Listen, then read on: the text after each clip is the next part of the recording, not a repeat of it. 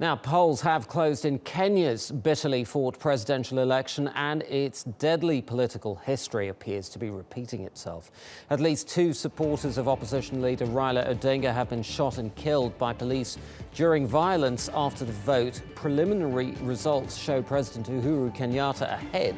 The two candidates are competing to lead East Africa's biggest economy. Kenya is the world's largest exporter of black tea and is also a regional hub for companies including Google and Coca-Cola. Raila Odinga says Tuesday's vote has been shrouded by corruption. Fraud and fabrication of results was massive and extensive to the extent that the results of the 47 counties were manipulated. Meanwhile, Kenyatta's Jubilee Party has hit back against the allegations. We like to appeal to NASA that they don't engage in a campaign of disinformation, a campaign of calling results fraudulent.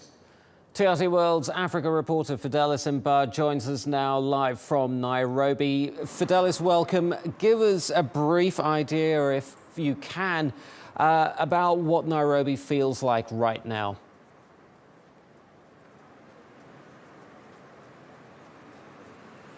Well, since Tuesday's election, everywhere has been calm.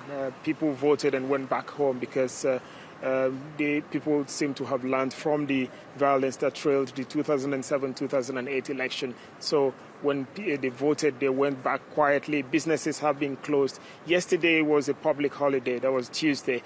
And today, many shops were still closed. Just a few shops were open for business. And the usual traffic, the hustle and bustle in Nairobi, the capital, was not visible because we had a swell time driving without any hitch on Nairobi streets, unlike before where you had to spend hours in traffic.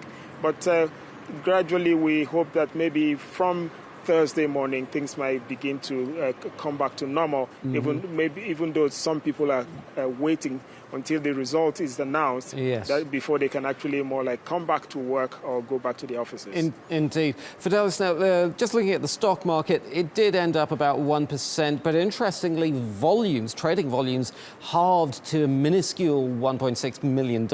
Is this also a sign of how tense investors in particular are?